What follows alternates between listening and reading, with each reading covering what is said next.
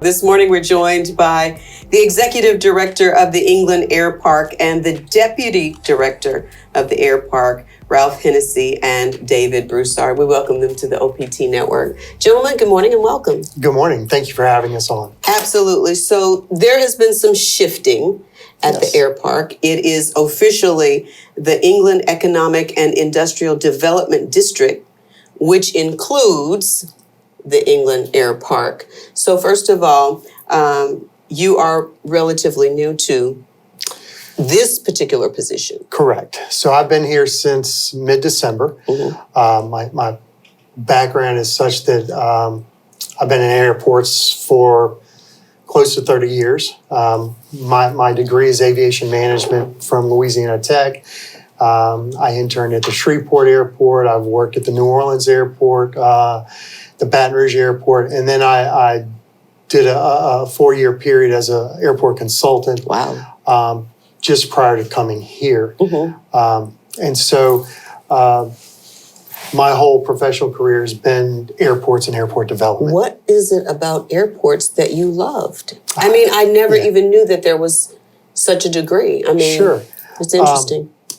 It's something that I've always been fascinated with airplanes and flying as a kid. And in college, I was in the pilot program and just decided I didn't want to be a pilot for a career.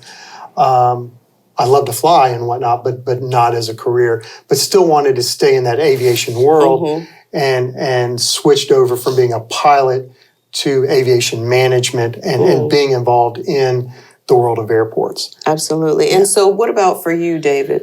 So I've actually been here at England Airpark for almost 12 years. And so I definitely didn't come in on an aviation background.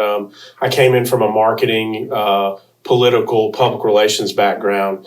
And then I got certified in economic development when I started. So my role has been the non-aviation side at England Airpark for the better part of my tenure there, where I focus on economic development, growing jobs, attracting industry to the area, and negotiating leases for the property that we have out there. So that's what I've been focused on. Absolutely. And so, Ralph, before we started the conversation, I said when we talk about England Airpark, we really think about the airport, but it's so much bigger.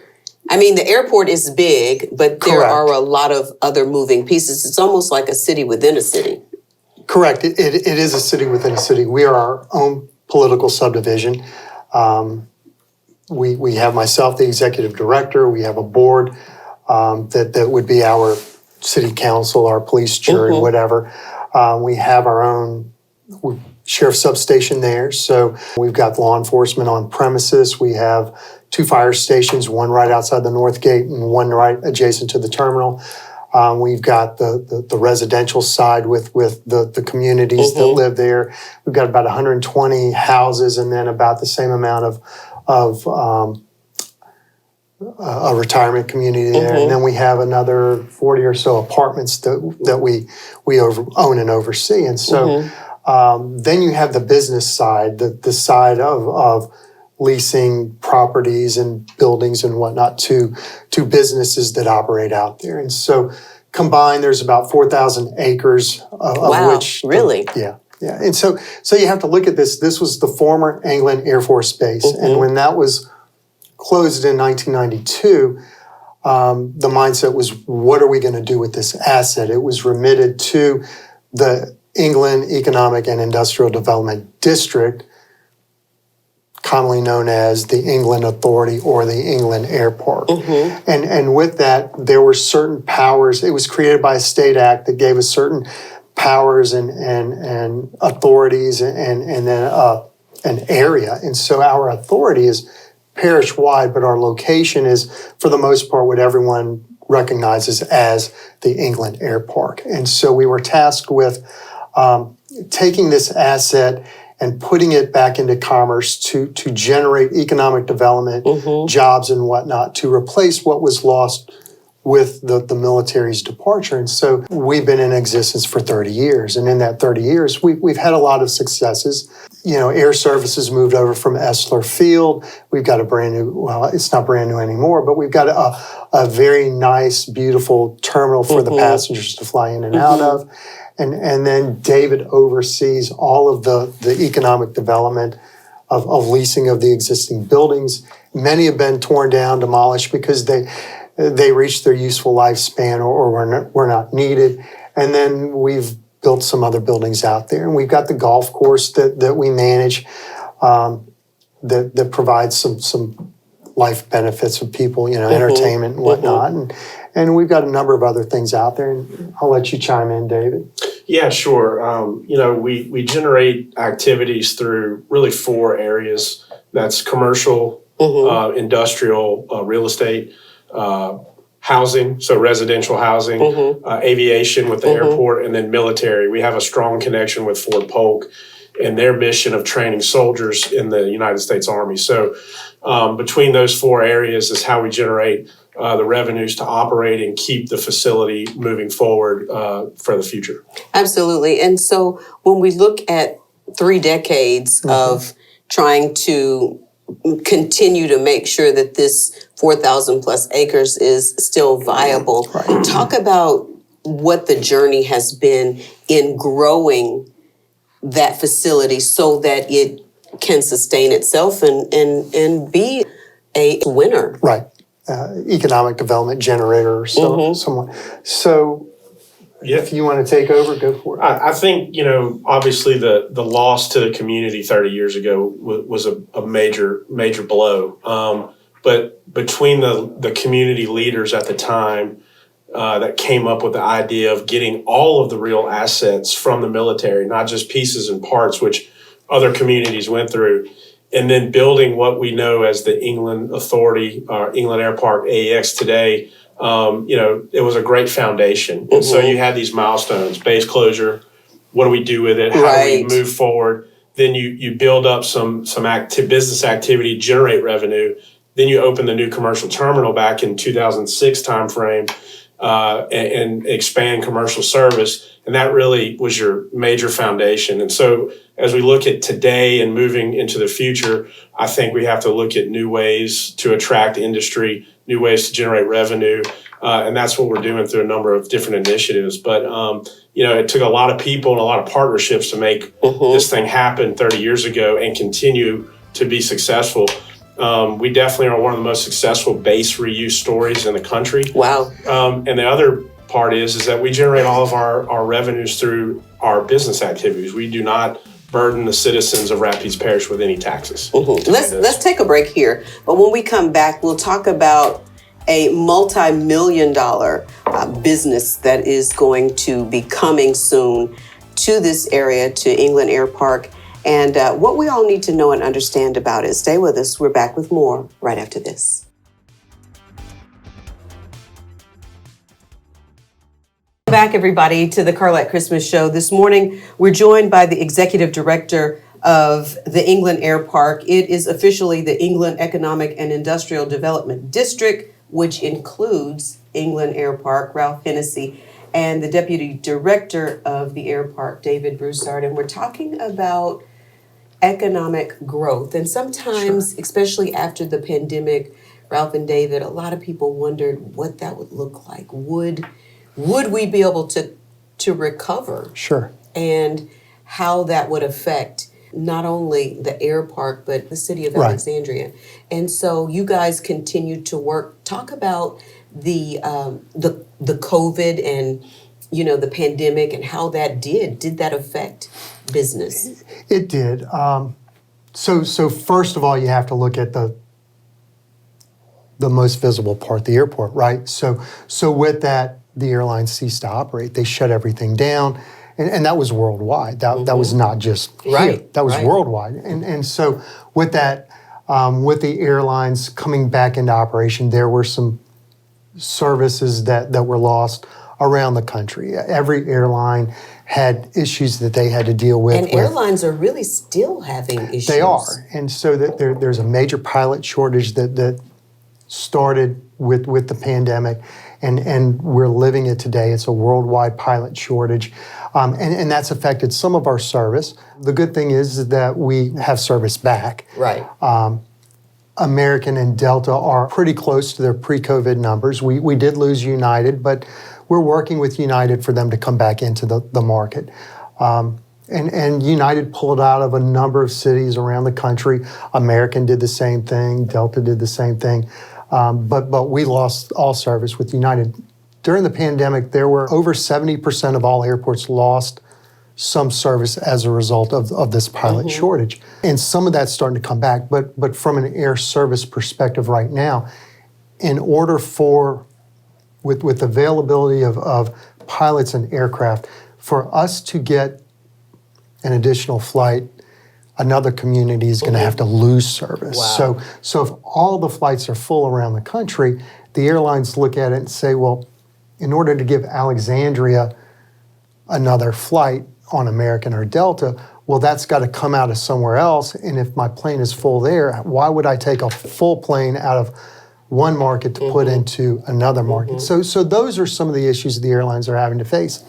But we've taken and continued moving forward. We've worked with the airlines to bring the service back and to try and grow and increase. And we've got an air service development consultant we're working with that's working with the airlines to try and bring some of that back. But we've also continued to go out and try and recruit companies to come and operate at the air park. Most recently, we've had a nice win. Ucore is going to be locating its first. Ucore is a Canadian company that will be building a rare earth metals processing facility out at the airpark. A rare earth metals processing plant. So that is, it's going to be about 100 jobs. They have about a $75 million expenditure that they're going to be making to improve facilities that they're going to be operating out of the airpark. It's a win for a team. It wasn't just us. David started on this about a year ago, and he's brought in some other members. LED is part of that, Louisiana Central, GATA, the city. And so there's a number of people that have worked together to make this happen. But as far as the operation and what that entails, I'll let David explain that because this has really been his program that he's been instrumental in. So David, when you guys go to the think tank, or however that happens, and you say this is a company that we should pursue, what is that like in that moment, or in those series of moments? Sure, I'll give you a little play-by-play, if you will, of how this came to fruition and how it started and where it finished. And obviously we know where it finished, and we got a great announcement. But it started from an RFP that came down the pipe from Louisiana Economic Development. So this was sent out statewide, and this company was looking to locate somewhere in the southeastern United States. And then they narrowed it down to Louisiana, and that included 20 different sites in Louisiana. Wow. So that's 20 different, that's big. Approximately, from northwest to southeast. So, I mean, it literally statewide. So that's how the process began almost a year ago. And so we had a facility that actually exceeded the minimum requirements of size and shape and height requirements that they were looking for. So I submitted that building, and then I got notice from the state in a few months that, hey, you've made a cut to 10 locations. Wow. Great.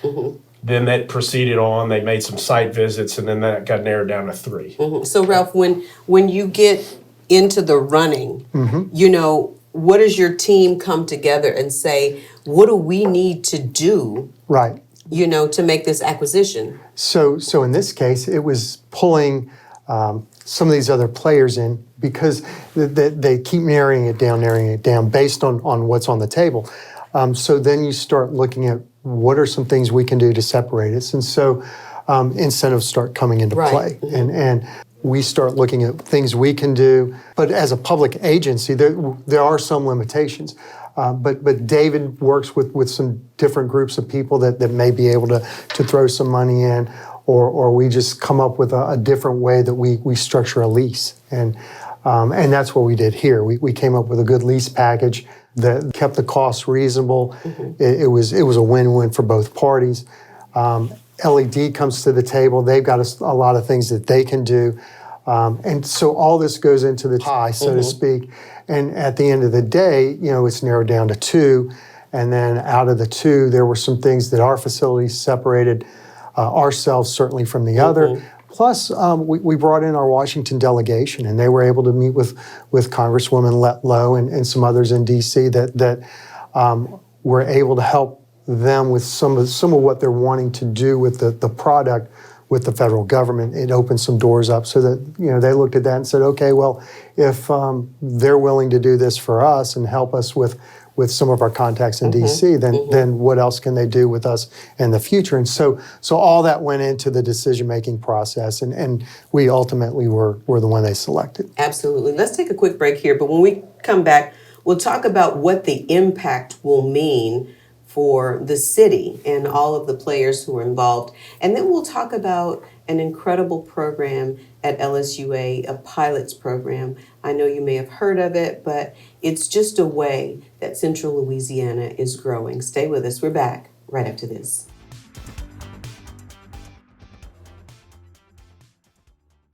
Welcome back, everybody, to the Carlette Christmas Show. Our guests this morning are the executives from the England Economic and Industrial Development District, which includes the Airpark. We just commonly refer to it as England Air Force Base or the England Authority. Well, Ralph Hennessy is here. He is the executive director, and David Broussard is the deputy director of the Airpark. And I was saying to them during the break, we really love conversations like this because sometimes you just think of the airport. Correct. When we think of England Authority, but it's a municipality within itself. Yes. And it's really, really probably a hidden jewel when it comes down to revenue streams.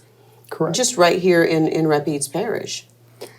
Correct, because what a lot of people don't realize, we have about 2,000 jobs of working people out at the airport. Wow.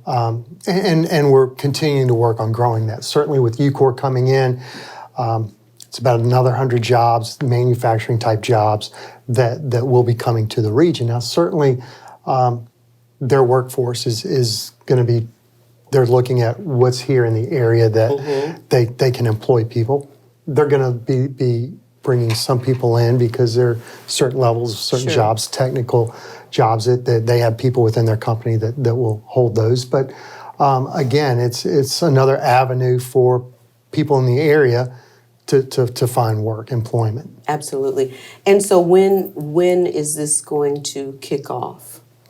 So they envision, their timeline has them operational in 2025.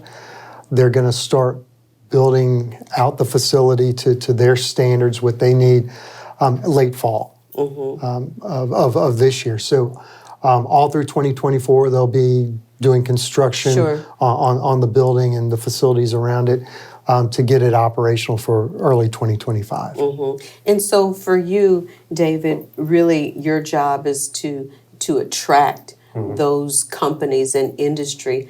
What kind of process has that been? What is going to attract more industry like Ucore to our area? Sure, I think one of the biggest things that we had a great facility first and foremost that they just were really excited about. So having the facilities is very important, but also the team that worked on this project throughout the process to ultimately land them here.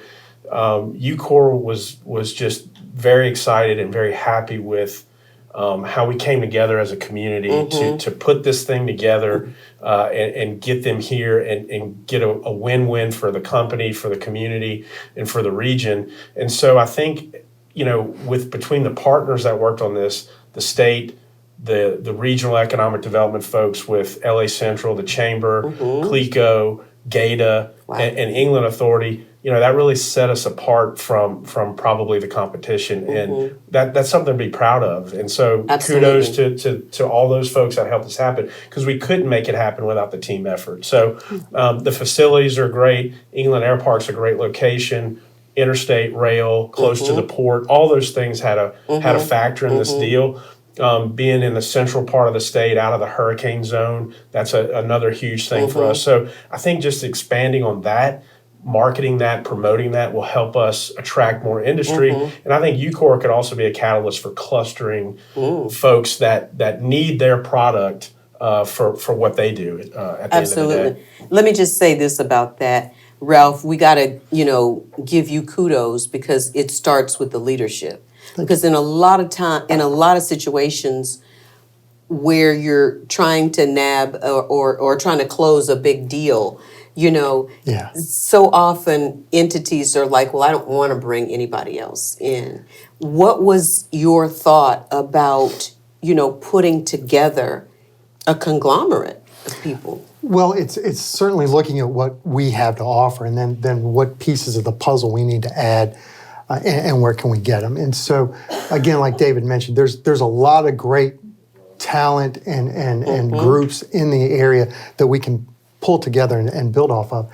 And it just goes to show that working together as a region has a lot more of an impact than all of us as individuals. Right. And so collectively, we've got a lot of good leaders here that we're happy to work with. And we have regular meetings to talk about things and strategy moving forward. So. Indeed. And so one of the great things that is coming or is already in place is an ability to, and I think that in industry, everybody is struggling with who's up next and where are the next workers coming from. Well, we saw during the pandemic, a lot of pilots were aging out and were retiring, and LSUA, I guess, partnered with you all to create this new program. Tell us about it. So it started a couple years ago with the onset of the pilot shortage. And so talks began between the airport, LSUA, CLTCC of what can we do collectively to try and solve this workforce shortage. And so you've got pilots that are aging out. You've got airport mechanics, airplane mechanics that are aging out. What can we do? And so collectively we work together. Dr. Paul Carrell and LSUA has developed a 4-year professional aviation program that will train pilots as well as airport managers, airport management to come into this field. And then you've got CLTCC that's going through a SACS accreditation process right now to get an FAA accredited airframe and power plant program up and running. And that's about a year away before that's completed. But collectively, we identified the need. We all work together. What can we do? And so we're providing a facility for them to operate out of. We're providing them with some tools, some equipment, a flight simulator that we acquired for them to use to help keep the cost of training down. And again, it's collectively we can all succeed as opposed to just being a bunch of individuals. So again, another teaming opportunity there to move us forward. That's incredible. And so what's next for you think? So we have a strategic plan that's in the works right now. That's going to help give us the direction for the next 20 or so years. We've got a rates and charges study that's going on to look at all of our revenues, our rates and charges that we're charging to make sure that we're charging what we should. If we're not charging enough, we need to elevate our rates and charges. If we're charging too much, then we've got to adjust that back down. And then we've got an air service development program that's currently underway to grow air service for the airlines there.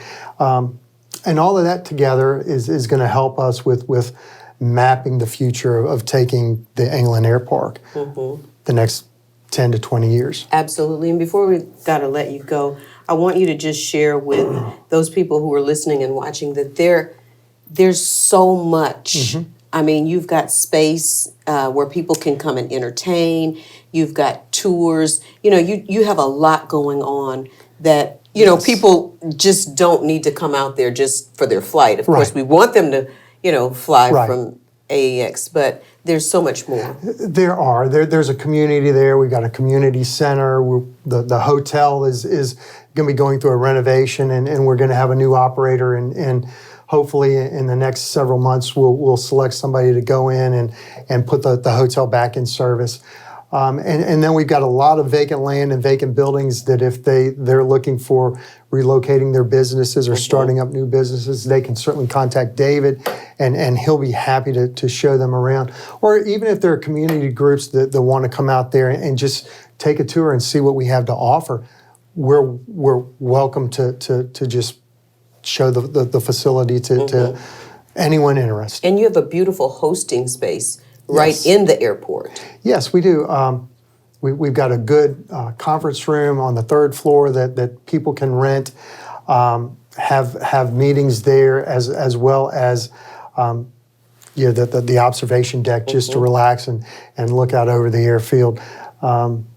We're open for business. Come by anytime. Absolutely. And sometimes we forget about those hidden jewels right in our city. Yeah. You know, for people who are having business meetings or things that you may not want to host in the city, you've got the facility there, you've got the airport there. Correct. For people who are flying in. And so it's really all inclusive. It is. And again, we're there for the community. We're a political subdivision, we're a public entity, and we welcome everyone to come out and enjoy it. Absolutely. Last words, David, from you. No, I appreciate you having us on so we could talk about Ucore. That's such a huge win for our community, and we just look forward to them, getting in operation, creating those jobs and that economic impact moving forward. Absolutely. And ready for the next one. Indeed. And we want to thank you guys for being team players, because this conversation really shows the city and other cities it does. what coming together. I love what Jeff Powell, superintendent of Repies Parish Schools, he says we're better together. And not only are we better in education, but we're better in business when we That's come right. together. And this is a gleaming example of that. Thank you so much for all that you all are doing. Well, thank you for having us. Indeed. Hey, everybody. Our guest this morning, the Executive Director of the England Air Authority, what is it? Tell me again. England Airpark. The Executive Director of the England Airpark, Ralph Hennessy, and the Deputy Director of the Airpark, David Broussard. Stay with us. We're back after this.